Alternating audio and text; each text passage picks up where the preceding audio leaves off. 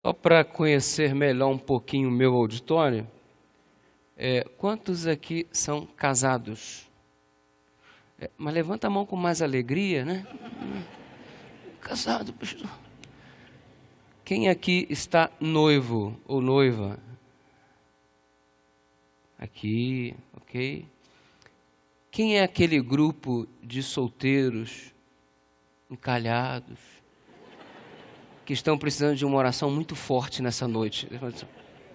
Solteiros, mesmo se você não estiver precisando de uma oração muito forte, é brincadeira, mas tá ok. Envie os seus currículos para a secretaria da igreja. Hoje eu quero falar um pouquinho sobre relacionamento. Aspectos do nosso relacionamento com Deus e aspectos do nosso relacionamento com o nosso próximo. E como temos feito a cada reunião, para a pessoa que está do seu lado, diga: a tua vinda aqui não foi em vão. Para a mesma pessoa, Deus vai abençoar você. Quem crê nisso, diga amém. Amém. Uma saudação também aos nossos amigos que nos assistem através da internet. Muito obrigado, que Deus abençoe você e toda a sua família também. Vamos orar? Pai querido, muito obrigado por estarmos aqui mais uma vez, por termos em nossas mãos a Tua palavra para estudarmos. E nós suplicamos iluminação do Teu Espírito para entendermos a Tua boa, santa e reta vontade para a nossa vida. Fica conosco, Tu és o nosso convidado de honra. Ninguém aqui tem a menor pretensão de falar alguma coisa que não seja por Tua direção, que não seja reflexo da Tua vontade. Por isso suplicamos-te Tua indispensável bênção. Em nome de Jesus, amém. Eu acredito, porque a Bíblia me permite acreditar assim, que Deus criou os seus filhos para eles serem felizes. Deus criou os seus filhos para que eles tivessem prazer. E diferente de alguns conceitos que todo mundo acha que prazer é coisa vinculada ao pecado, pensar em prazer, o crente não tem que ter prazer porque prazer é pecado. Não. Deixa o teu preconceito um pouquinho de lado e creia que a palavra prazer é uma palavra que reflete o desejo de Deus para a tua vida. Deus quer que você tenha prazer, mas um prazer genuíno, um prazer verdadeiro, um prazer que verdadeiramente lhe trará satisfação, felicidade. Eu quero começar falando e vou falar em nome de Jesus. Eu quero começar falando nessa noite para vocês sobre pelo menos 3 fontes de prazer que eu percebo na palavra de Deus. 3 fontes de prazer que pode o ser humano usufruir sob a perspectiva do plano de Deus para a nossa vida. E ao mesmo tempo em que estiver falando sobre estas 3 fontes de prazer que Deus nos proporciona, você vai perceber como é que o inimigo, que não quer que você tenha o prazer genuíno, tem trabalhado para jogar na lata do lixo os métodos que Deus criou para que você fosse feliz. Vamos lá. Primeira fonte de prazer. Prazer do homem para com Deus. Prazer do homem para com Deus. Primeira fonte de prazer. Prazer do homem para com Deus. Primeira fonte de prazer. Com um pouquinho mais de propriedade. De novo. Como está um pouquinho frio e a gente pode até se movimentar um pouquinho, você pode fazer assim, ó. Prazer do homem para com Deus. Aí você levanta a mão bonitinho. Vamos lá? Primeiro tipo de prazer. Segundo tipo de prazer. Prazer do homem consigo mesmo. Prazer do homem consigo mesmo. Segundo tipo. Primeiro. Segundo. Terceiro tipo de prazer. Prazer do homem para com o próximo, mais próximo, a saber confundir, né? Prazer do homem para com o cônjuge. Terceiro tipo de prazer, prazer do homem para com o cônjuge. E se de repente tem alguém do seu lado e você vai fazer assim, presta atenção no que você vai fazer, meu filho. Tá certo? Então, o terceiro tipo de prazer, prazer do homem para com o cônjuge. Terceiro tipo de prazer. Vamos lá então, número 1. Número 2. Número 3. Que bonito que ficou. Pastor, qual é a fonte de prazer do homem para com Deus? Aí você vai me dizer um monte de coisa. Ah, pastor, na oração nós temos prazer com Deus, vir à igreja, ler a palavra, testemunhar. Ok, tudo isso está certo. Vamos resumir numa só palavra para a gente ganhar tempo. Prazer do homem para com Deus, adoração. Prazer do homem para com Deus. Deus criou uma fonte de prazer entre ele e os seus filhos, e esta fonte de prazer se chama adoração. A mensagem desta noite não é sobre adoração, mas de qualquer forma eu não posso tocar nesse assunto sem colocar algumas coisas em evidência e procurarei falar do modo mais rápido possível. Adoração. Adoração é a maior homenagem que um ser vivo pode prestar ao seu Deus. Adoração é a maior homenagem que um ser vivo pode prestar ao seu Deus. Agora você olha para a palavra de Deus e você percebe algo interessante.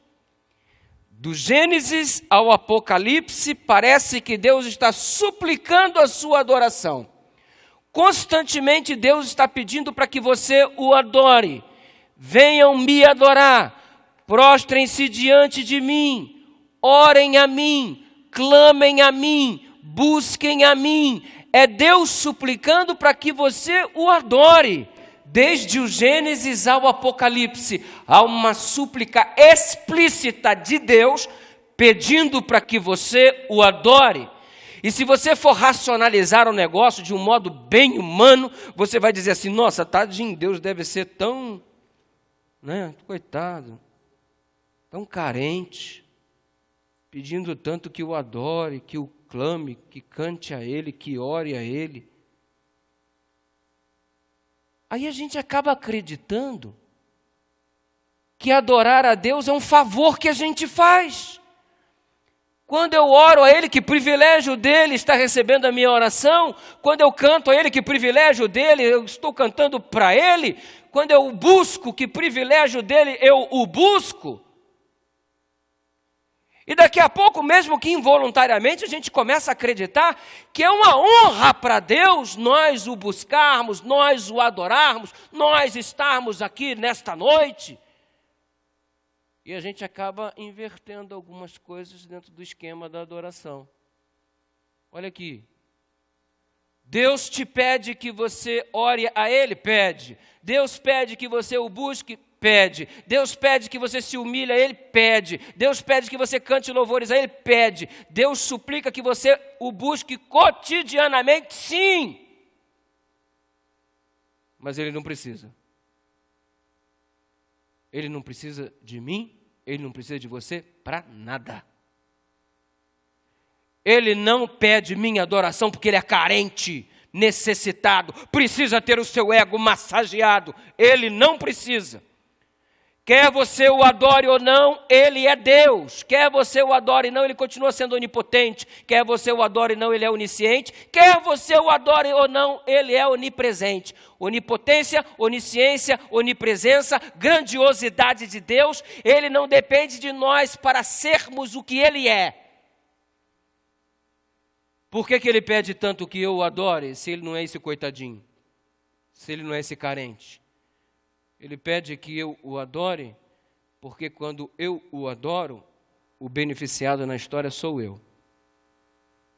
Ele se põe à minha disposição para ser adorado, não porque Ele vá ser beneficiado pela adoração que eu faço, mas porque Ele quer abençoar a minha vida e permite que você o adore para que você, tão somente você, seja o indivíduo privilegiado na história.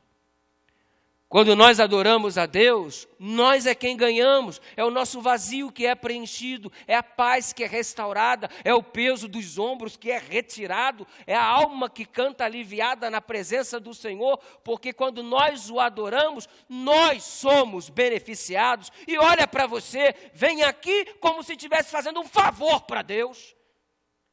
Faz as coisas para Deus como se ele fosse o beneficiado e você estivesse fazendo um favor para Ele. Ele é quem faz um grande favor ao se colocar à tua disposição para que você o adore. Porque abençoado é você, porque com ou sem a tua adoração, Ele continua sendo o Deus maravilhoso que é. Então, em nome de Jesus, eu já começo te dizendo uma coisa nessa noite. Para de fazer jogo duro com Deus. Para de achar que é Ele que é o necessitado na história. Ele sem você é Deus, você sem Ele é nada. Então é privilégio nosso adorá-lo. Uma outra coisa sobre adoração. Quando eu olho para a Bíblia, eu percebo a presença de vários adoradores fiéis e gente também que não era referência de adoração. E tem um adorador em especial que me chama a atenção. O nome dele é Abraão. No capítulo 22 do livro de Gênesis, mas não é o texto que a gente vai ler agora, estou só de passagem. No capítulo 22 do livro de Gênesis, Deus virou para Abraão e lhe disse: Abraão, meu filho. Pois não, Senhor. Agora eu quero que tu apanhes o teu filho, o teu único filho a quem tu amas, e vai até o alto do Monte Moriá. Vai ao Monte Moriá, na verdade o Moriá é uma cordilheira, e eu te mostrarei uma daquelas montanhas sobre a qual você sacrificará o teu próprio filho, o teu único filho a quem tu amas. Foi a caminhada mais difícil da vida de Abraão. Quando ele chega no pé do monte, ele vira para os seus serviçais e diz assim: fiquem aqui, eu e o rapaz subiremos e, havendo adorado, voltaremos para junto de vós. Ah, pastor, Abraão foi matar o próprio filho. Não foi. A Bíblia diz que ele foi adorar a Deus. Na adoração, Deus pediu a entrega do filho, o sacrifício do filho. Você acha que isso foi fácil para Abraão? Claro que não, foi a caminhada mais difícil da vida dele, mas ele tinha uma convicção, a prioridade de sua vida era adorar a Deus. E quando a gente adora a Deus, estamos preocupados em não agradar ao nosso próprio eu. Então o sinônimo é o seguinte: adorar a Deus não é fazer o que eu quero. Adorar a Deus é fazer o que Ele pede. Se Ele pediu o filho, é o filho que eu vou entregar. Se Ele pediu o sábado, é o sábado que eu vou dar. Se Ele pediu o dízimo, é o dízimo que eu vou devolver. Se Ele falou que é roxo, que é amarelo, que é verde, é verde. Mas aí tem um papo muito moderno girando aí. E qual é o papo super pós-moderno? É que Deus é maravilhoso e o que importa é que a gente faça de coração. E não importa o que a gente faça, desde que seja de coração. Que lindo. Por que Abraão não foi de coração e deu uma ovelha no lugar do filho? Porque Deus não pediu a ovelha, Deus pediu o filho. E ele, como adorador, ele estava entregando o filho porque foi isso que Deus pediu. Embora fosse muito difícil. Porque, desculpa, se você só quer adorar a Deus quando as coisas são fáceis, você pode ser o que você quiser, mas adorador você não é. Porque o adorador de verdade é aquele que adora a Deus quando tudo está bem, mas é aquele que adora a Deus quando tudo vai mal. O adorador de verdade é aquele que adora a Deus dando para ele o que ele pediu, não o que você quer. E não me vem com esse papo de que o que você faz, embora seja de todo o coração, independente da vontade de Deus, Deus vai aceitar. Mentira, isso não é bíblico. Exemplo. Você observa Caim e Abel. Deus convidou ambos para adorá-lo.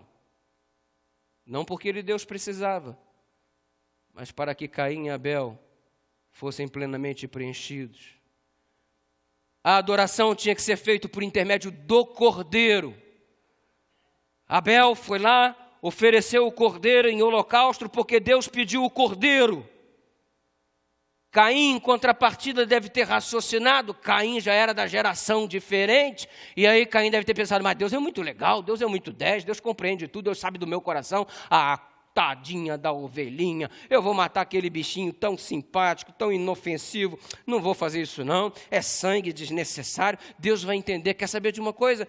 Tive uma ideia, eu vou fazer um cesto bem bonitão, com produtos da terra, hortifruti granjeiros. Abel levou o cordeiro, eu vou levar o hortifruti granjeiro, e eu vou fazer aqui um cesto bonitão, eu vou colocar aqui uma galinha feita de abacaxi, vou espetar um monte de ovinhos de codorna, eu vou pegar a melancia, vou fazer uma cesta toda decorada com uns cortes super especiais e uma melancia ornamentada, eu vou colocar um monte de folhas de couve, eu vou colocar um monte de folhas de alface, eu vou colocar os morangos para enfeitar, e até o lixo do jiló ele ia colocar lá. Meu Deus do céu, quem merece jiló, gente?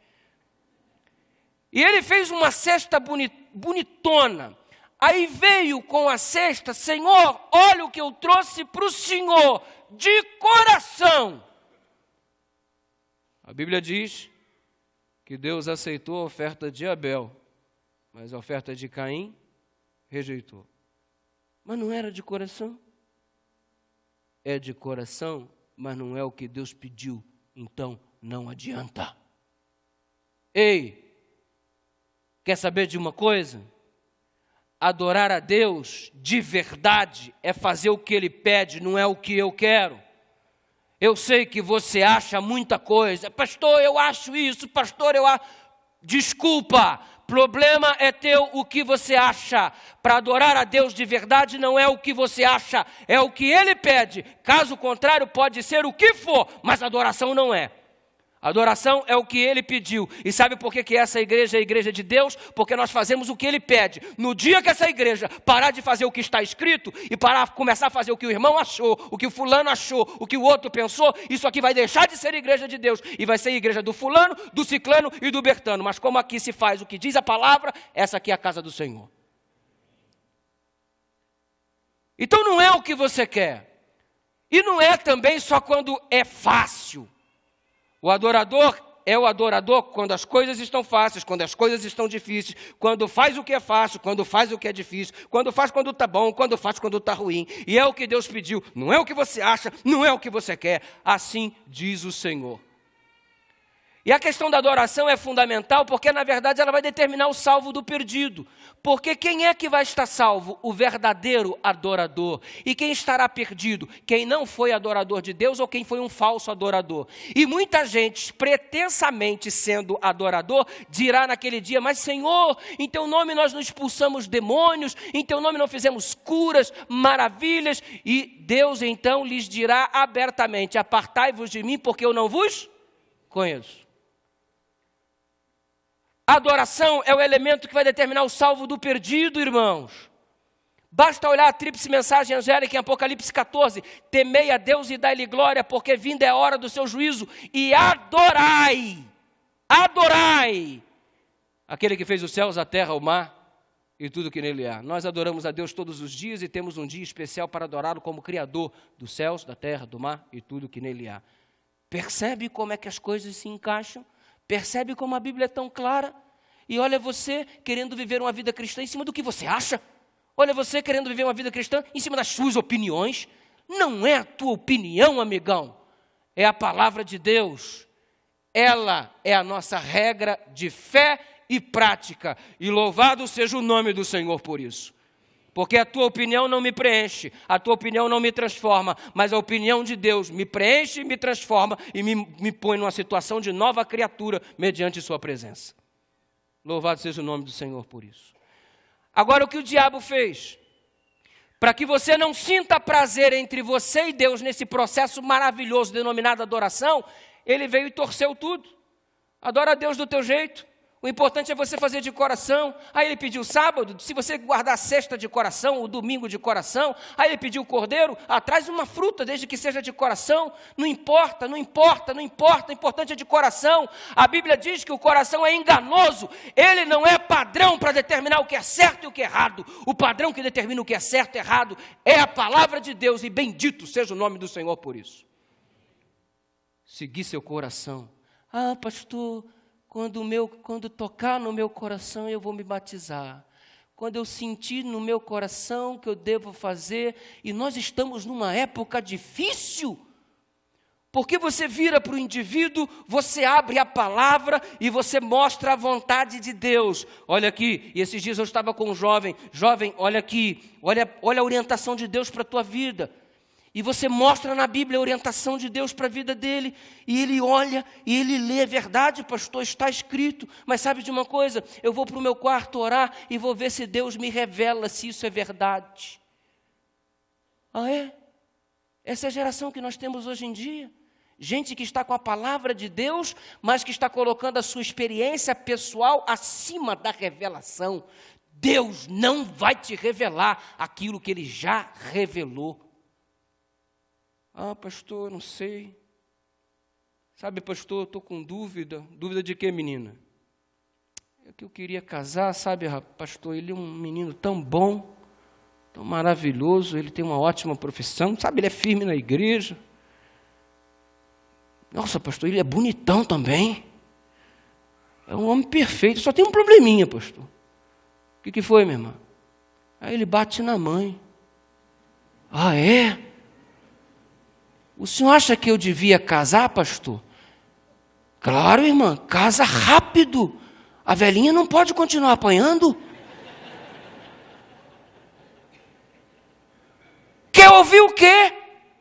Para uma coisa tão óbvia, que está tão claramente revelado na palavra, você vai querer ainda argumentar para aquilo que já é explícito, já é claro na palavra de Deus? Ah, está aqui, o sábado é o dia do Senhor, eu vou orar para ver se é isso mesmo. Está escrito, não vos ponhais em julgo em julgo desigual com aquele que é incrédulo, não se casa com gente que não é da mesma fé. Ah, eu vou revelar porque ele é tão bom, ele é tão educado, ele é tão isso, ele é tão aquilo. Você acha que Deus não sabe o que está dizendo? Aí ficam aí esta geração de adoradores estranhos que não estão dispostos a fazer a vontade de Deus, que não se adequam à palavra, querem adequar a palavra à sua vida. Qual é o resultado? Uma igreja frágil, uma igreja fraca, cristãos que estão aí sem a manifestação do poder de Deus na vida, gente que não tem fé, gente que não consegue ir adiante. E o que está acontecendo? Deus não está presente, Deus não está agindo, como se o problema fosse em Deus, e eu é que sou o indivíduo cujo canal está interrompido para que as bênçãos de Deus venham até mim. Desobstrui nessa noite, meu irmão. Deixa Deus te alcançar do jeito que só Ele sabe, e Ele vai abençoar você. Prazer do homem para com Deus.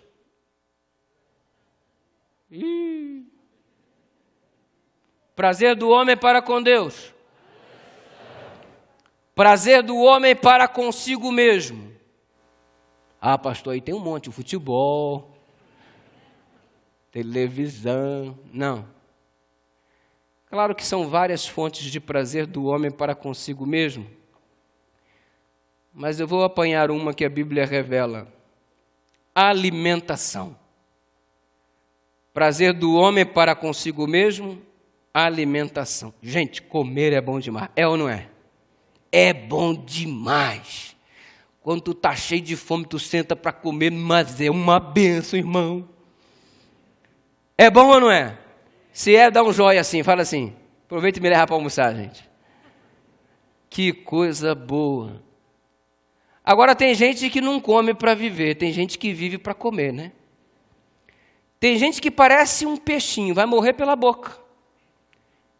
Cava a sepultura com os próprios dentes. Em vez de comer para ter saúde, está comendo para ter enfermidade. E acha até que isso não tem nada a ver com vida cristã. Ah, não tem nada a ver, comida com religião, nada a ver. Tudo a ver. Deus que criou a máquina viva sabe perfeitamente o que é bom para que esta máquina tenha uma manutenção adequada. Por isso, em sua palavra, Ele já delineou qual era a carne boa para o consumo, qual era a carne ruim, carne própria, carne imprópria, e Deus foi orientando tudo, e a palavra de Deus é muito clara sobre isso.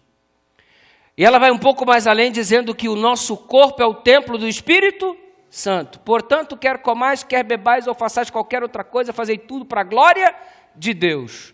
O nosso corpo é o templo do Espírito Santo. Eu como e bebo para a glória de Deus. Por quê? Porque o meu corpo é o templo do Espírito Santo, não é uma lata de lixo. Presta atenção o que você anda jogando dentro do teu organismo. Esse organismo é templo do Espírito Santo, não é uma lata de lixo. Cuide dele com um pouco mais de respeito. Viva se alimentando para ter saúde, não para ter enfermidade. E nós, adventistas do sétimo dia, estudantes da palavra de Deus, temos o nosso princípio de saúde e pregamos isso. E, aliás, Ellen White diz que a mensagem de saúde é o braço direito da tríplice mensagem angélica. E essa igreja é uma igreja bacana, porque tem um monte de movimentos aí pró-saúde, tem uns cursos que estão sendo oferecidos, eu vi os folders aí para não engordar e aquela coisa toda, cuidar da saúde. Que legal, tem curso de culinária, cozinha melhor, para ter mais saúde. Que coisa linda. Por quê? Porque quando nós temos saúde, nós entendemos melhor a palavra de Deus, os planos de Deus. E como é que é a tua vida sem saúde? Você não pode usufruir das coisas boas que estão ao seu redor. Você não pode nem usufruir da tua própria família porque você não tem saúde. E qual é o nosso princípio de saúde? Nós temos um princípio. O princípio é o seguinte: portanto, quer comais, quer bebais, ou façais qualquer outra coisa, fazei para a glória de Deus. Esse é o nosso princípio. Eu queria te explicar o que é princípio de saúde de um modo mais fácil. Eu sei que você é uma pessoa muito inteligente, eu não estou menosprezando a sua capacidade de absorção. Mas é que eu sou assim, eu gosto de usar exemplos. Suponhamos, hoje a Flávia está fazendo aniversário. Flávia é essa daqui, não é? Parabéns, Flávia, Deus abençoe você. O marido está desesperado. Ora pela minha mulher, ora pela minha mulher. Flávia está acompanhada da família, né? Família. Sejam todos bem-vindos, viu? Uma saudação especial aqui para a família da Flávia, por favor. Isso aqui não é tchau, não, tá? Sejam bem-vindos. A Flávia está fazendo aniversário. Posso usar a Flávia como exemplo? Posso, Luiz? Vamos sair para comemorar. Que tal? Sim ou não? Sim ou não? Sim ou não? Vamos comemorar. E normalmente quando a gente sai para comemorar, vamos comer em algum lugar. Vamos comer aonde? Vamos comer num lugar onde tem a opção para todos. Quem é vegetariano vai ter boa salada, quem come carne vai ter carne para comer. Que lugar é esse mesmo? Uma churrascaria. Vamos reunir todo mundo e vamos para a churrascaria. Aí vamos lá comemorar o aniversário da Flávia. Aí eu vou usar o Luiz como exemplo, dá licença. Aí o Luiz diz assim, o garçom chega com um pedaço de pernil suíno, e aí o Luiz vai virar e dizer assim, não, eu não como não, porque eu sou adventista do sétimo dia, eu não como carne de porco, meu corpo é o templo do Espírito Santo, a Bíblia diz, portanto, quer comais, quer bebais, ou faças qualquer outra coisa, fazer tudo para a glória de Deus. O garçom olha para o Luiz, meu Deus, que homem diferente. Aí ele anuncia, gente, esse camarada é adventista do sétimo dia, olha o garçom, ele diz que o corpo dele é o templo do Espírito Santo, ele tem um princípio de saúde que diz, portanto, quer comais, quer bebais, ou não faça qualquer outra coisa, fazer tudo para a glória de Deus. Pessoal, nossa, impressionado. Aí daqui a pouco dá uma rodadinha, traz um camarãozinho para o... Ele diz, rapaz, eu sou adventista do sétimo dia, lá em Levítico 11 ensina isso, meu corpo é o templo do Espírito Santo, e a Bíblia diz, portanto, quer comais, quer bebais, ou façais qualquer outra coisa, fazer tudo para a glória de Deus, eu sou adventista do sétimo dia. O garçom, isso aqui também não? Não. E está todo mundo impressionado. Todo mundo está extasiado, porque o camarada tem um princípio de saúde. Daqui a pouco vem um garçom com uma peça de picanha. Isso aqui, senhor, o senhor come? Como? Vou pôr um pedacinho para o senhor. Não, pode pôr a peça toda.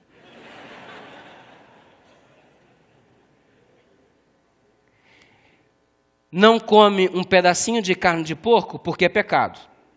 Agora come o boi inteiro e palita o dente com chifre, e aí não é pecado. Pecou do mesmo jeito. Por que pecou do mesmo jeito?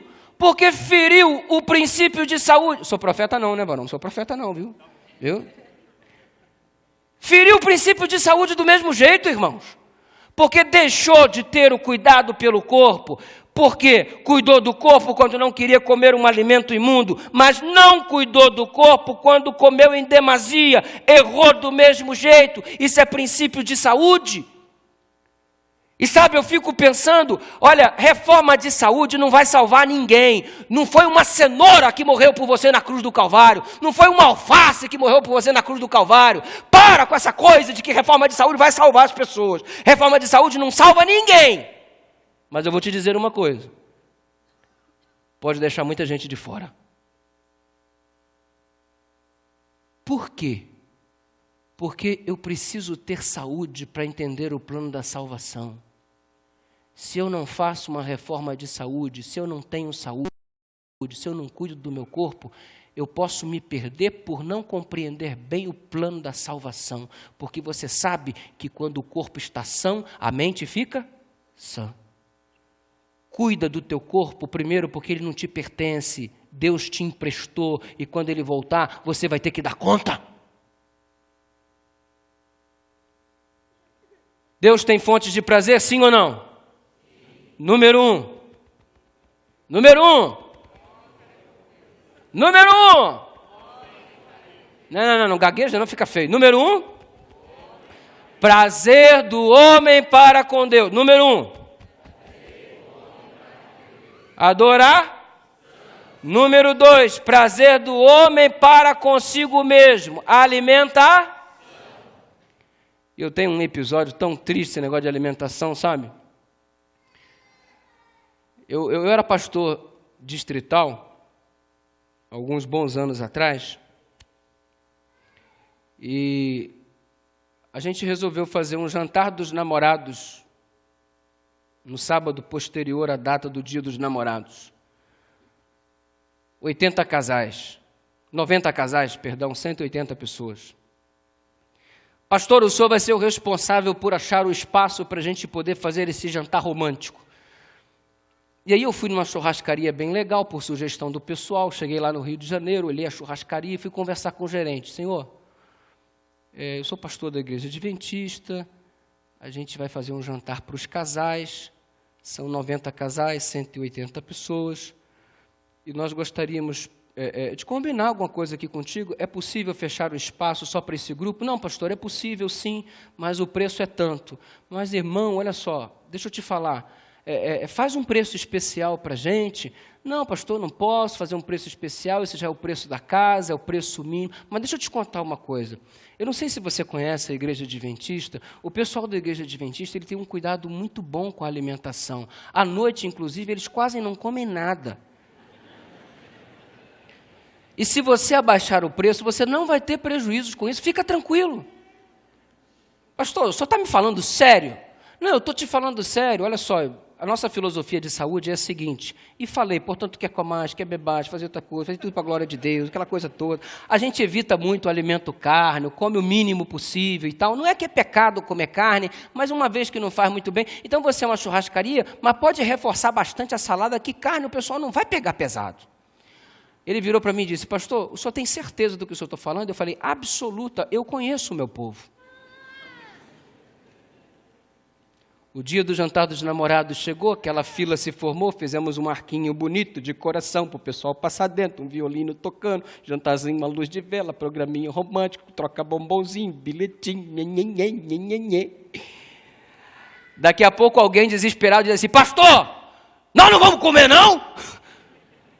Aí eu, sujou. Aí eu olhei para o garçom, deram ok. Eu falei, gente, está liberado. Mas foi uma corrida.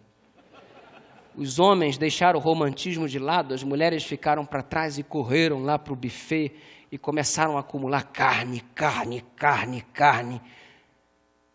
E o que me assustou de verdade foi uma irmã que pegou 2 pratos de uma vez e ela não fez um prato, ela fez 2 montanhas.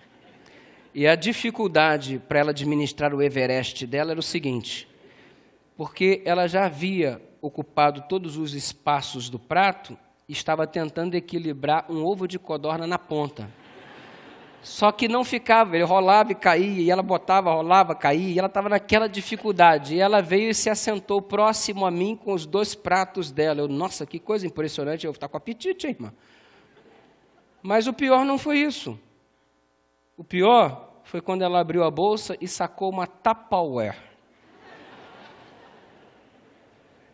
E o prato só de carne, ela foi colocando as carnes dentro do recipiente, tampou e pôs na bolsa.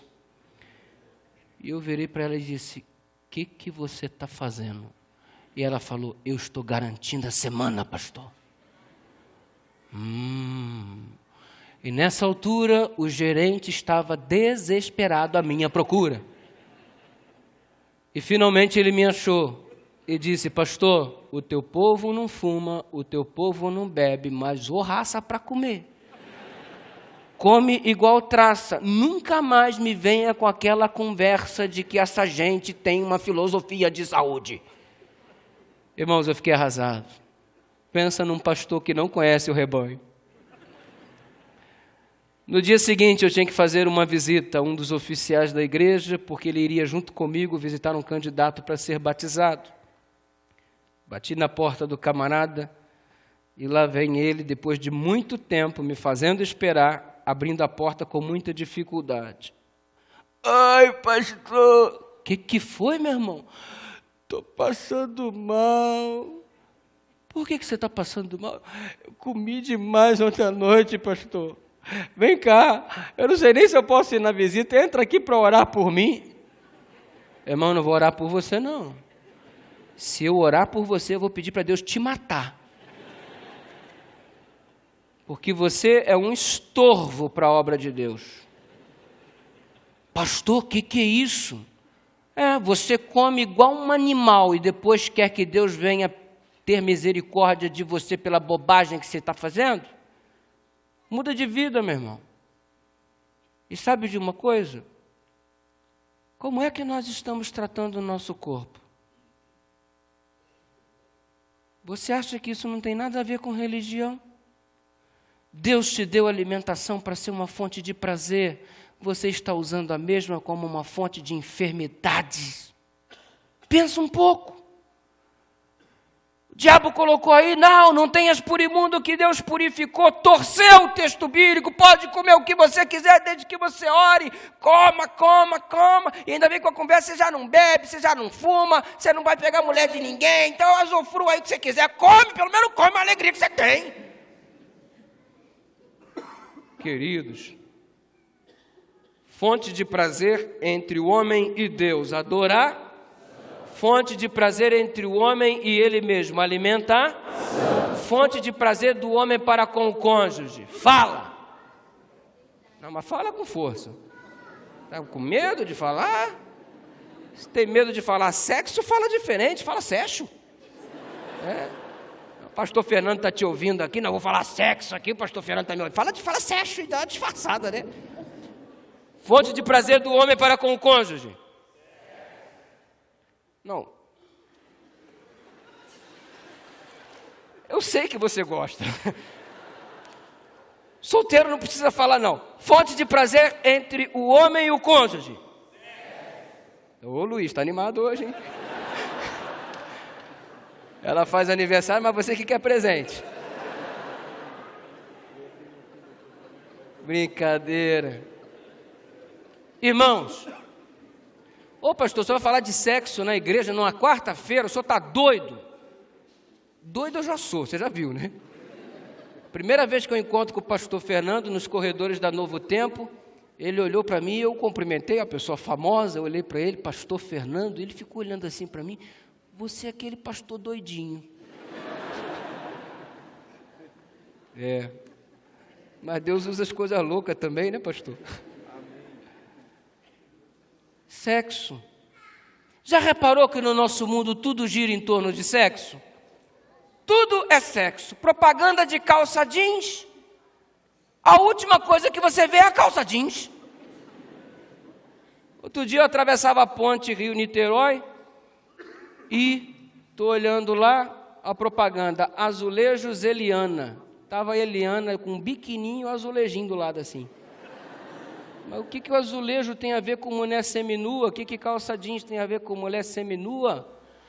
Há um tempo desse no Rio de Janeiro, eu não sei se foi uma ideia de caráter coletivo, mandaram embora todos os homens que trabalhavam como frentistas nos postos e as mulheres passaram a ser a serem frentistas nos postos do Rio de Janeiro, e abastecer se tornou uma provação, porque você chegava para abastecer o carro, a menina estava seminua, um topzinho pequenininho, um shortinho pequenininho, e ela virava para você: vai encher o tanque, Senhor? Minha mulher do lado: não olha não, meu filho, enche aí, vai, pelo amor de Deus. Como é que pode? Tudo gira em torno de sexo. O filme só faz sucesso se tiver cenas eróticas, cenas sensuais. Hoje a mulher top da sociedade, a mulher que faz sucesso, ela não é caracterizada como uma mulher de sucesso por aquilo que ela pensa. Ela é caracterizada pelos diâmetros do seu corpo, pela metragem do seu corpo, pelas características do seu corpo. A mulher que está na mídia é a mulher que sexualmente ela é aceitável dentro dos parâmetros que estão colocando por aí. O corpo determina a qualidade da mulher. E ela hoje se transformou em apenas um objeto sexual. Tudo gira em torno de sexo. E o que é a mulher? Um objeto sexual. Quem é o homem de verdade? O homem de verdade na sociedade que nós vivemos é o homem que vem e apanha. Eu vou falar na linguagem jovem, desculpa. É o homem que pega um monte de mulher. Fui para a balada esse fim de semana, peguei um monte. Esse é homem, ó, homem. Você olha para a palavra de Deus, a perspectiva é diferente. O homem de verdade não é aquele que pega um monte de mulher. O homem de verdade não é aquele que conquista um monte de mulher. O homem de verdade é aquele que consegue conquistar a mesma mulher todo dia. Esse é o homem de verdade. Aí, estamos aí sob uma influência maléfica do conceito mundano quanto à sexualidade e sexo. Resultado, a mulher tem sido tratada como um objeto descartável. O importante é pegar, usar e jogar fora. E não é que essa maldição se repete no meio da juventude? Porque a onda é pegar uma aqui, largar, pegar outra ali, largar. Vamos ficar, fica aqui, fica ali, fica lá, fica colar. O que é a mulher? Um objeto descartável que usa e joga fora? É uma propriedade pública que todo mundo pode usar? Olha, me desculpa a minha franqueza, mulher querida. Se você esperar que um homem lhe dê valor, você vai morrer sem valor, porque o homem não vale nada. Mas quem deve dar valor a você é você mesmo. Se você não se valoriza, desculpa, ninguém vai valorizar você. E quanto ao que diz Ellen White a respeito disso, muito simples, Lar Adventista, página 85. Não é pecado de pequena magnitude aos olhos de Deus brincar com o coração das pessoas. Então tu brinca de ficar com um, tu brinca de ficar com outro, tu brinca de ficar com outro, e aí você acha que está praticando a vontade de Deus, ou você está sendo um instrumento do diabo dentro da própria igreja? Aliás, a gente observa o que diz a Bíblia: o que Deus uniu, o homem não separa. Mas aí vem a pergunta: quem foi que disse que todo casamento foi Deus que uniu? E Ellen White novamente aparece dizendo no Lar Adventista: o diabo está trabalhando para unir jovens inexperientes e imaturos. Por quê? Porque se ele consegue consolidar dentro desta igreja algumas famílias problemáticas, sabe o que vai acontecer? Essa igreja terá dificuldades para o crescimento. E quando é que você começa a trabalhar bem para ter um bom casamento? Na sua época de namoro. E saiba de uma coisa: o que começa errado dificilmente dá certo. Não que Deus não possa fazer um milagre, mas agora, o momento em que você namora, as escolhas que você faz, vai determinar o tipo de casamento que daqui a pouco você vai ter. Mas o diabo está trabalhando para que todos sejamos apenas objetos sexuais nas mãos dos outros. É a sociedade do consumo. Usa e depois joga fora. Deus quer que você tenha prazer. Foi Deus que criou o sexo, não foi o diabo. Eu me sinto plenamente à vontade para falar sobre isso, porque é algo que foi criado por Deus. Está sendo manipulado pelas trevas, está sendo mal direcionado pelas trevas, mas o sexo é uma bênção criada por Deus e expresso na sua palavra. Mas esta bênção mal utilizada, está sendo transformado na vida de muitos em uma verdadeira maldição, e o que deveria ser uma fonte genuína de prazer se transforma em uma fonte de maldição. A alimentação, que deveria ser uma fonte genuína de prazer, se transforma em uma maldição. A adoração, que deveria ser uma fonte genuína de prazer, se transforma em frustração. Não estamos sendo felizes, não porque Deus não tenha criado um mecanismo para a nossa felicidade, mas porque os mecanismos criados por Deus estão sendo mal administrados. E me desculpa, você não sofre por falta de bênçãos. Deus te dá bênçãos, mas você não sabe administrar as bênçãos que Ele te deu. Ele te dá um corpo maravilhoso, e o que você faz com este corpo? Transforma-o em um objeto de promiscuidade. O que deveria ser uma bênção se transforma em uma maldição. Aí me chega um menino do dia desse: pastor, eu queria tanto casar, mas não tem moça aqui na igreja mais para casar. Mas como assim que não tem tanta moça bonita na igreja? Ah, pastor, imagina, pastor. Ah, para mim não dá não. Mas por que não dá, rapaz? Mas só, pastor, imagina o dia do casamento. Venho eu com a fulaninha de tal, por exemplo. Aí eu estou passando no corredor, olho para a rapaziada, eu só vou ver os comentários. Ih, peguei. Não, peguei também. Não, também peguei. Ih, cara, eu também peguei. Pastor, passou pela mão de todo mundo, pastor.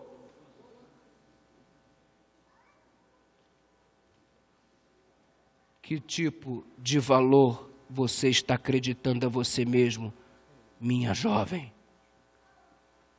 Você constrói as coisas ao teu respeito do jeito que você quiser. E me desculpa mesmo, mas a maneira como as mulheres são tratadas hoje na nossa sociedade é culpa das próprias mulheres que se permitiram ser tratadas assim. E se você não mudar o modo como tratam você, ninguém mais mudará, porque o respeito, ele precisa ser dado por tua parte, se você quiser ser respeitado. Pastor, quero fazer sexo. Posso? Pode. Foi criado por Deus. Aliás, nós não gostamos muito de falar no assunto e falamos menos do que deveríamos falar, e isso é um grande problema que a igreja comete. Eu, por exemplo, estou fazendo um trabalho de mestrado só em cima de sexualidade e sexo entre os jovens adventistas em uma igreja em Belo Horizonte. Os pais nunca conversaram com ninguém, a realidade dos meus pesquisados. A igreja nunca abordou sobre o assunto. Onde eles aprenderam? Com os amigos na rua, hoje mais modernamente pela internet, e biologicamente o que a escola ensina. O padrão moral que rege a sexualidade, pautado na palavra de Deus, não é pregado. Por quê? Porque a igreja se omite, os pais não falam a respeito e a igreja também não fala. E a fonte de informação, obviamente, não é segundo a vontade de Deus. Sabe o que acontece? Estamos vivendo numa igreja de jovens bonitos, estão bem vestidos, bem assentados, só que ninguém sabe os conflitos sexuais que cada um deles estão vivendo durante a fase do namoro, durante a fase da adolescência, não estão sabendo lidar com os próprios hormônios, com o desenvolvimento do aspecto físico, eles não sabem lidar com isso. E eles não têm liberdade para conversar com os pais, e eles também não têm liberdade para conversar com o pastor, e se sentem sozinhos e isolados, uma presa muito fácil para o diabo fazer o que quiser. Que perigo, irmãos.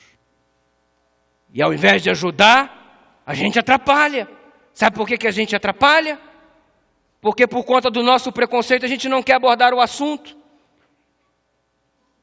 A gente tem até uma musiquinha na igreja que a gente começa a cantar, ensinando para as criancinhas, né? Cuidado, pezinho, aonde pisa, que o Salvador do céu está olhando para você. Cuidado, pezinho, aonde pisa. Ah, mamãe, Jesus fez o pezinho? Fez o pezinho, filhinha. Cuidado aonde pisa. Cuidado, mãozinha, o que pega. Ah, Jesus fez a mãozinha, mamãe. Fez a mãozinha, fez a cabeça, fez o olho, fez a orelha, fez as pernas, fez os braços. Tudo Jesus fez. Braço se chama braço, perna se chama perna, pé se chama pé, cabeça se chama cabeça, olho se chama olho. Aí quando a criança olha, mamãe, esse negócio aqui no meio das minhas pernas, o que é isso? Menino, para com isso. Isso você está falando. Coisa feia é essa. Quem te ensinou isso? Aí o braço se chama braço, a perna se chama perna, o órgão sexual se chama pintinho. Eu não sei como é que fala por aqui, mas lá no Rio de Janeiro chegam a chamar de barata. Perereca. Aí tu imagina, a menina cresce, barata, meu Deus. Aranha, meu Deus. Aí um dia ela está passando na sala, vê uma barata. Uma barata, barata. Barata, barata, barata, barata. Barata. Percebe como a gente está lidando com a sexualidade? Aí você vem para a palavra de Deus, Gênesis escrito por Deus, Gênesis, Êxodo escrito por Deus, é a palavra de Deus, Levítico escrito por Deus, Números, Deuteronômio, nossa, é a palavra de Deus, maravilha. E você vem Cantares de Salomão, beija-me com o beijo da tua boca, que teus seios são assim, meu Deus, isso aqui não é de Deus não. Foi um acidente ter colocado esse negócio aqui, não é possível. É assim que nós lidamos com a sexualidade. Resultado, nossos jovens estão se perdendo. E o que nós estamos fazendo? Pode fazer sexo? Pode. Está liberado? Está liberado. Fiquem à vontade. Mas, presta atenção no que Deus falou. Gênesis 2, verso 24. Eu vou ler e vocês vão repetir em nome de Jesus. Por isso,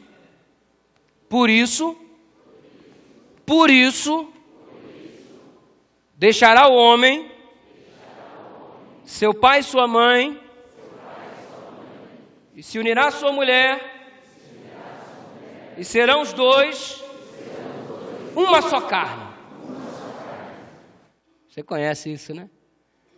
O que é uma só carne? Eu vou deixar o meu pai e minha mãe para se casar com a minha mulher porque nós somos muito amigos. Você não precisa casar para ser amigo de ninguém. Não, eu vou deixar pai e mãe para me se unir à minha mulher porque a gente tem sonhos em comum. Você não precisa casar com ninguém para ter sonhos em comum. O crente da igreja vai deixar pai e mãe para usufruir uma coisa que no relacionamento ele não tinha. Uma só carne.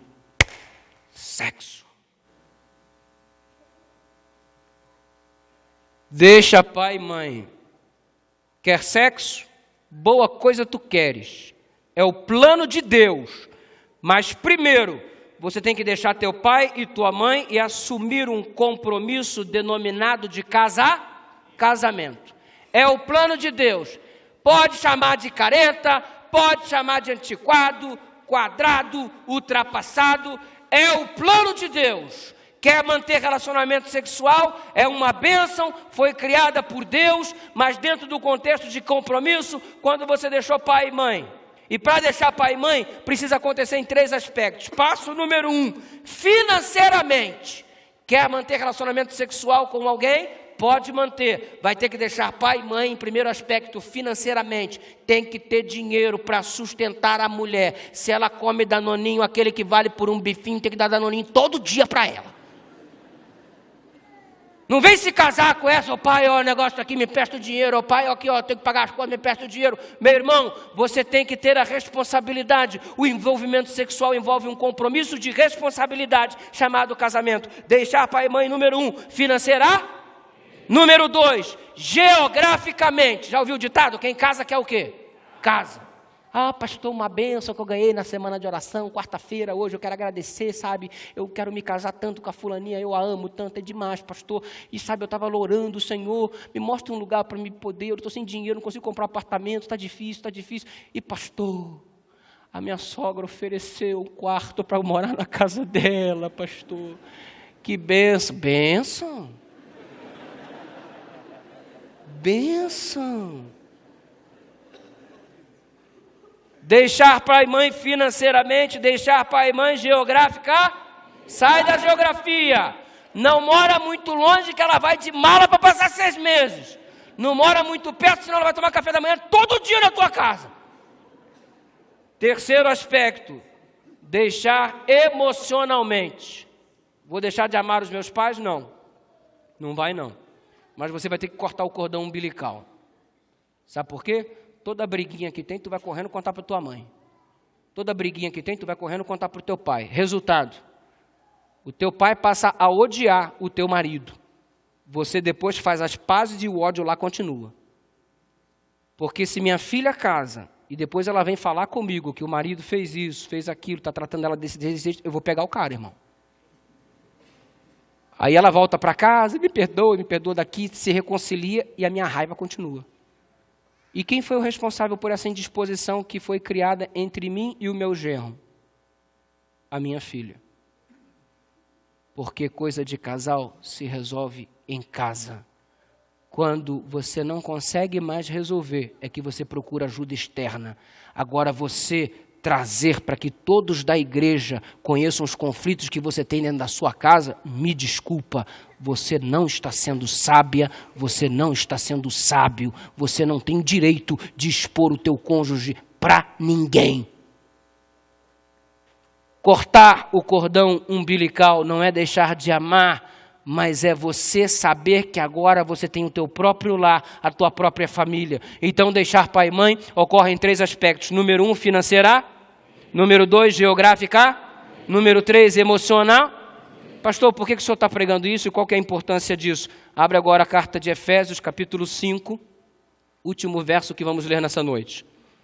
Efésios, capítulo 5.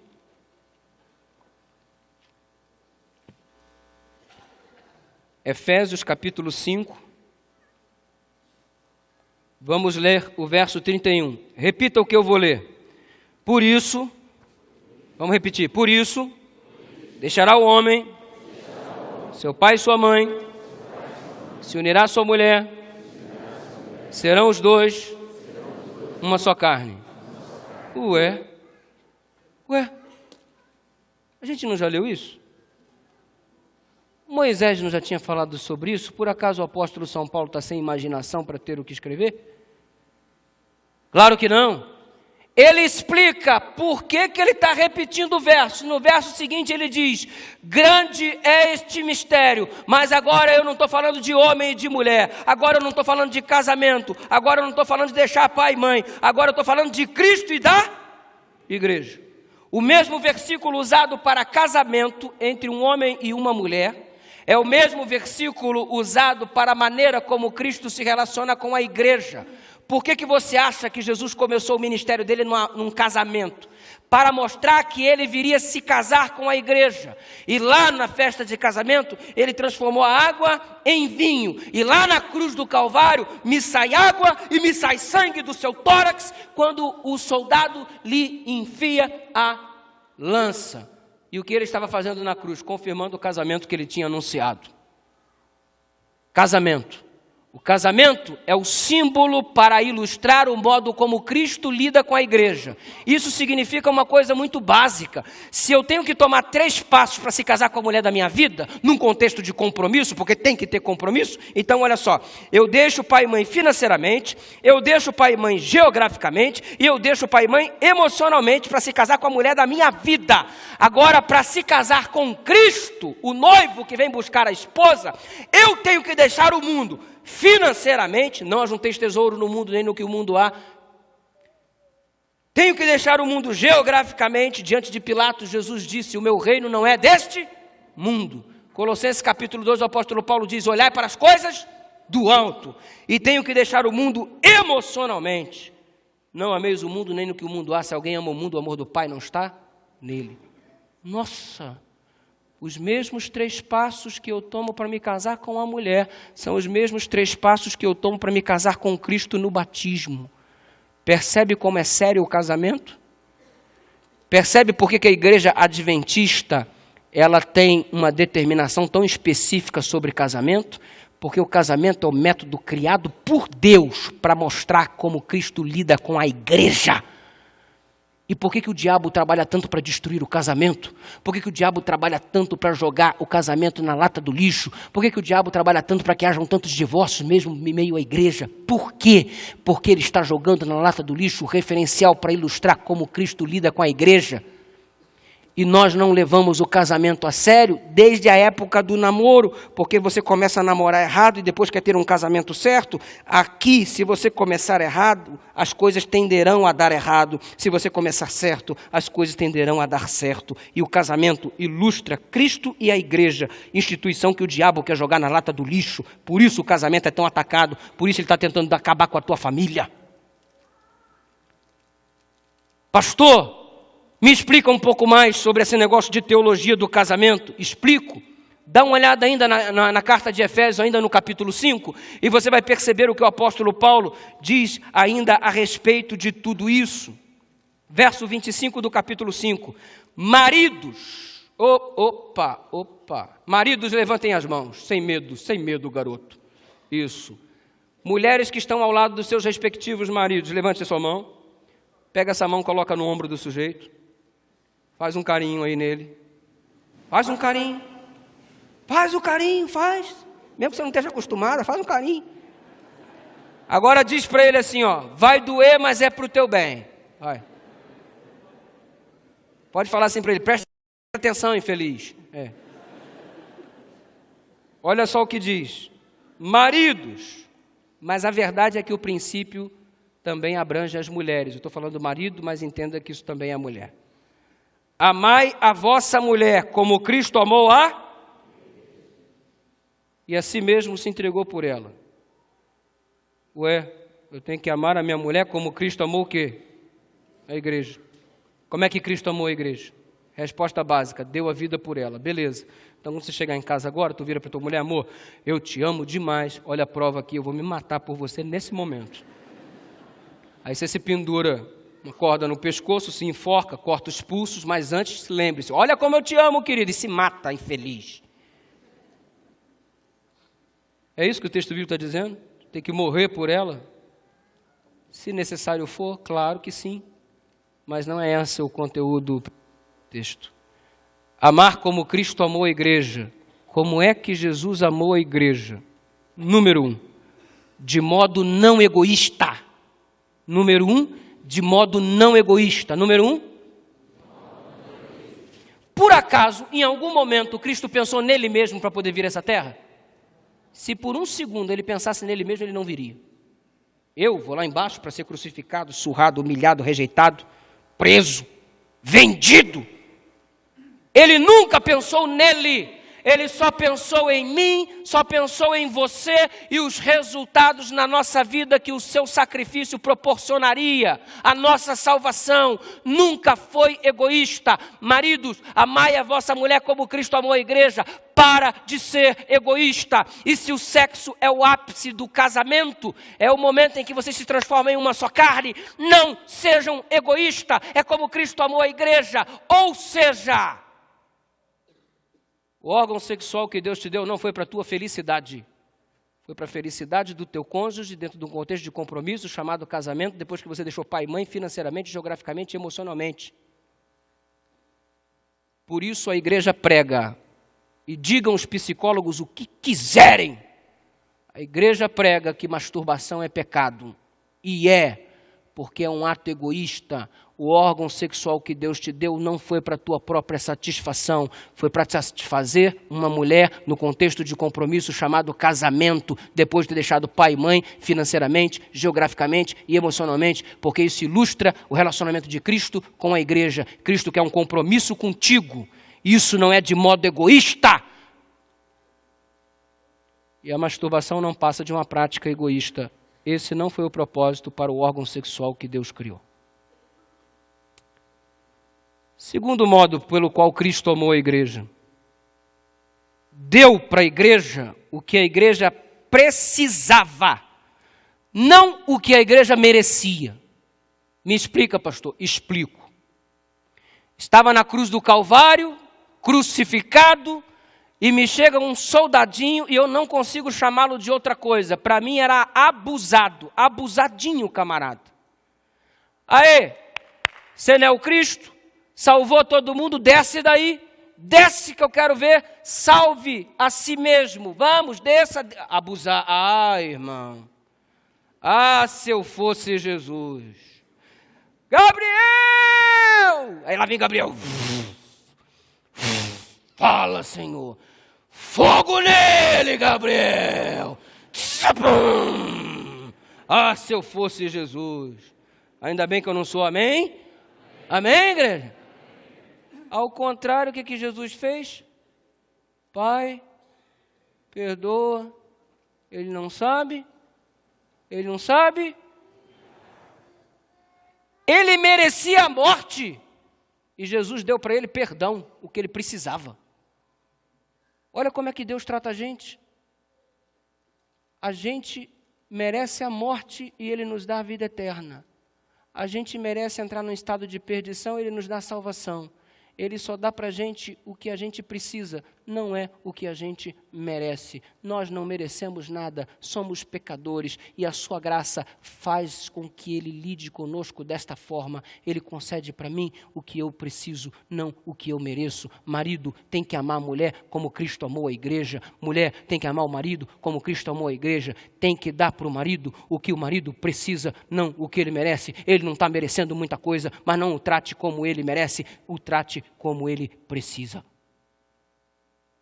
Marido, talvez você ache que a tua mulher não esteja merecendo muita coisa, mas trate-a como ela precisa, não como ela merece. Aliás, desculpa, eu tenho uma dificuldade. O que uma mulher precisa? Mulher precisa de muito carinho? Né? Desse jeito? Mulher precisa de muito carinho? Muita atenção? Sair em datas especiais para jantar fora? Sair para passear finais de semana? Roupa nova como presente? 90% do salário do marido? Mas não merece. Mas não merece. Mas aí, como somos servos de Deus, vamos tratá-la como ela precisa, não como ela merece. Ah, dá licença, você vem dormir com aquele bob gigante na cabeça. Quem aguenta isso, gente? Em época de eleição, tu vem com aquele camisão grandão, eu sou mais o João dos 2013. E tu merece o quê? Tu merece o quê? Chata, fica espinziando, tu merece o quê? E você, marido, o que tu merece, meu irmão? Olha o que você se tornou, essa coisa gorda, careca, horrorosa, ronca a noite toda, um bafo que ninguém aguenta. O que tu merece? Tua mulher deve olhar para você de noite e botar a mão na cabeça, meu Deus, o que eu fiz da minha vida?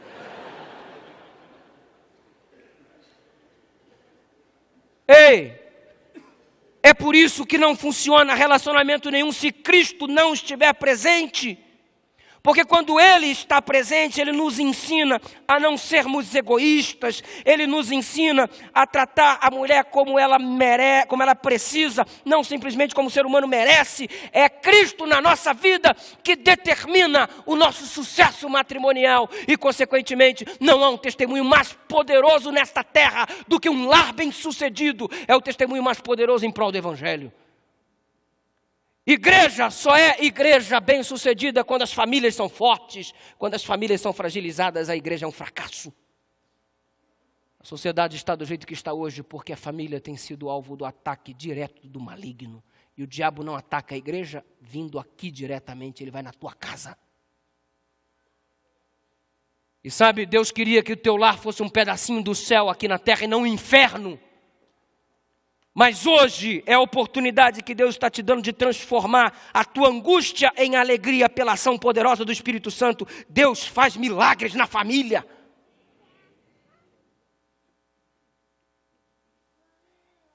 Tratar como precisa, não como merece. Eu vou encerrar agora e só quero contar uma história, posso? Sim ou não? Sim. Me dá um joia então. Obrigado. Se você não quiser ouvir, você pode ir embora em nome de Jesus.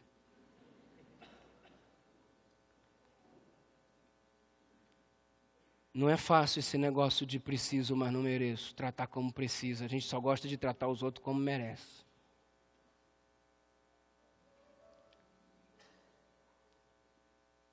Eu estava fazendo a semana de oração em um estado desse aí. E o ruim dessa semana de oração é que a gente sempre fica longe da esposa. Ela deve estar me assistindo agora. Um grande beijo para você. Saudade, querido.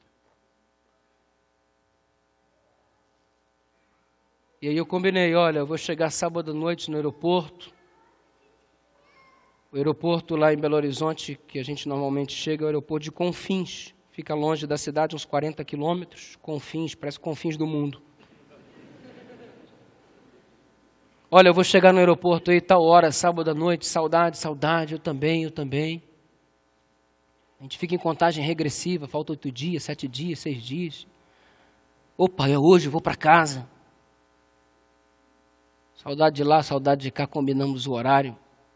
Eu corri para a esteira para pegar logo a minha mala, para dar um abraço na minha lourinha. E minha mala foi a última a sair. Isso é a lei de Murphy, né? E eu peguei a mala por último e estou saindo. Quando eu chego no saguão, todo mundo abraçando todo mundo beijando todo mundo. E eu já saio assim empolgado para abraçar. E cadê?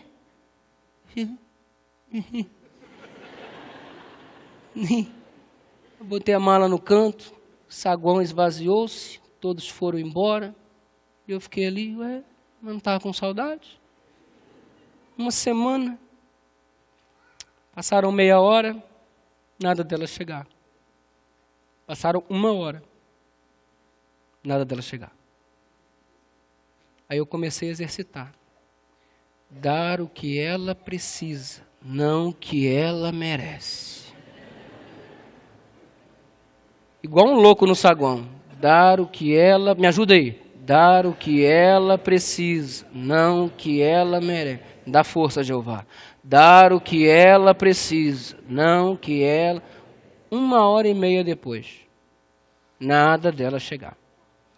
Eu cansei e me assentei sobre a mala, próximo ao ponto dos taxistas. O taxista parava, Senhor, Belo Horizonte? Não.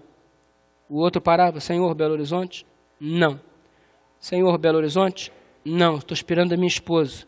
O outro vinha, Senhor, Belo Horizonte? Não, estou esperando a minha esposa. O outro, Senhor, Belo Horizonte? Não, estou esperando a minha esposa. Senhor, Belo... Não! Esperando a minha mulher! Daqui a pouco tinha um bolinho de taxista rindo de mim. Tipo assim, bobão, bobão. E eu dar o que ela precisa, não o que ela...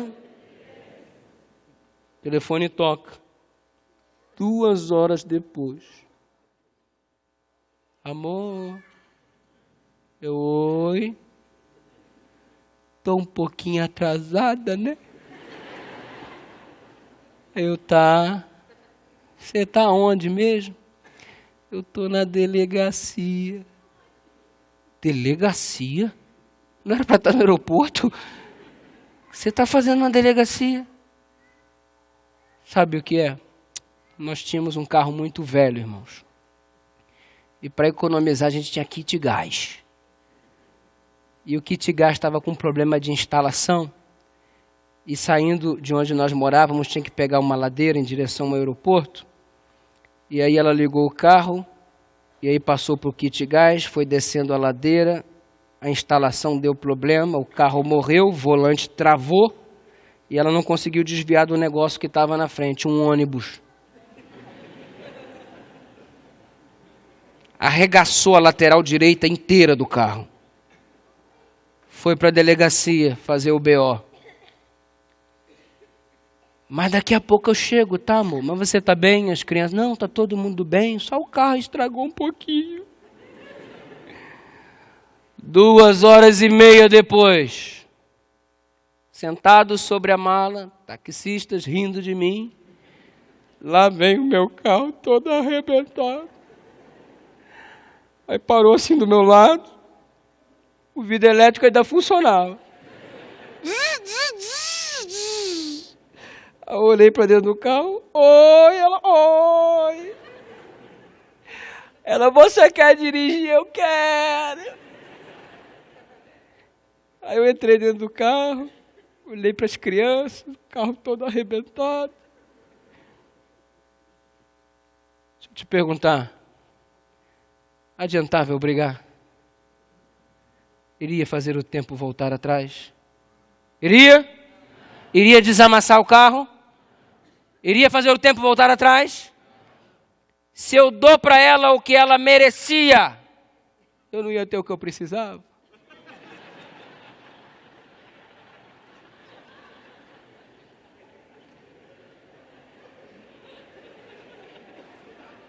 Viu como Jesus tinha razão? Dei um beijinho nela, dei um beijinho nos meus filhos, fui para casa e o resto não te interessa.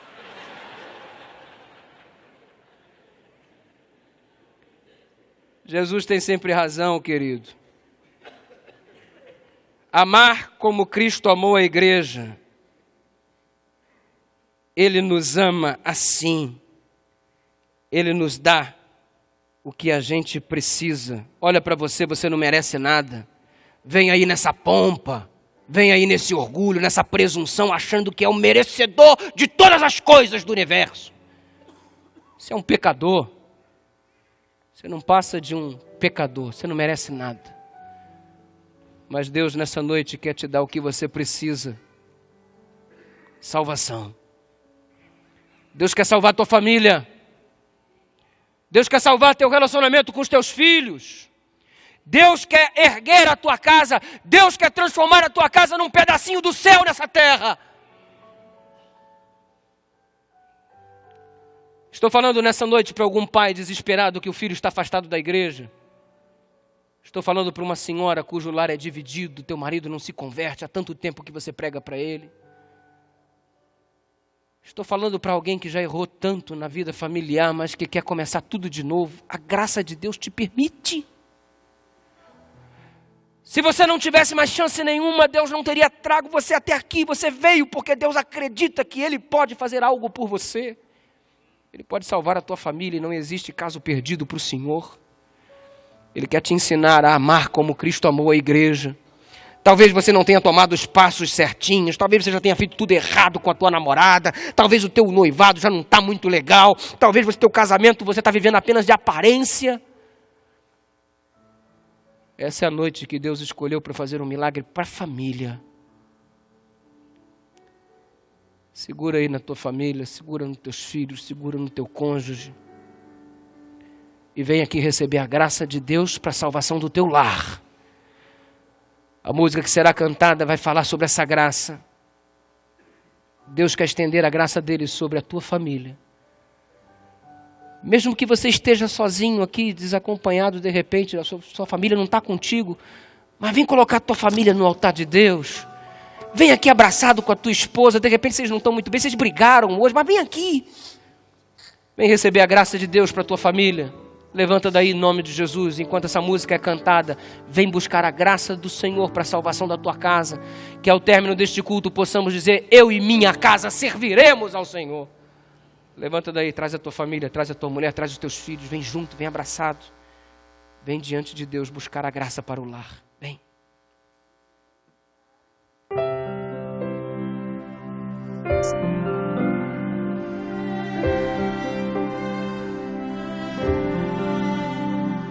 A graça é um ponto de encontro, lugar onde os fardos se espalham no chão, onde todo que chega cansado,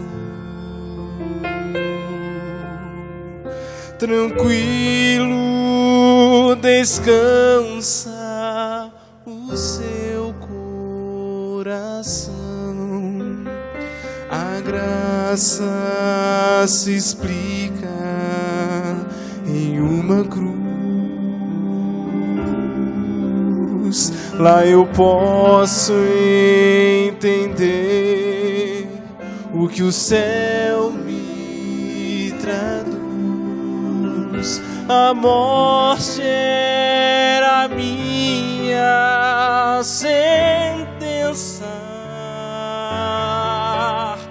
mas agora sou livre em Jesus.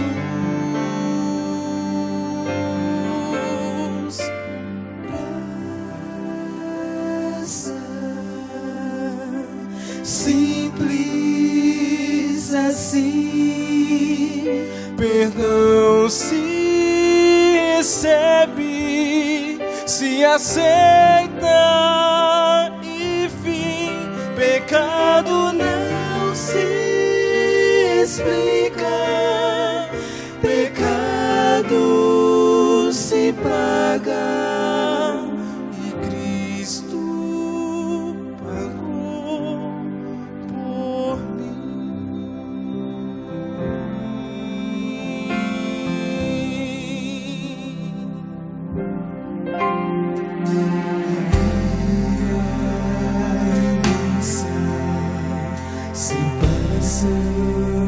separação entre a raça caída e o Deus do perdão.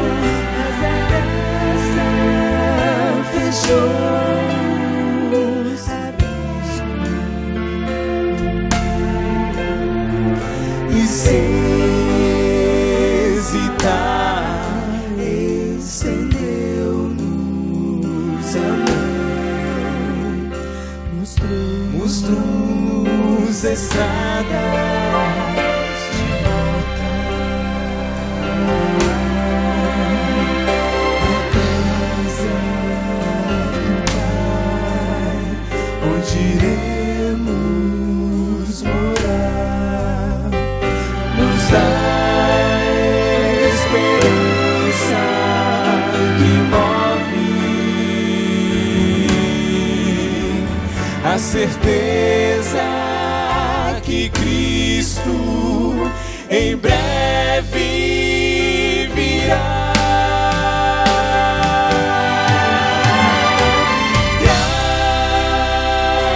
Graça simples assim, perdão se recebe, se aceita, enfim, pecado não se explica, pecado se paga.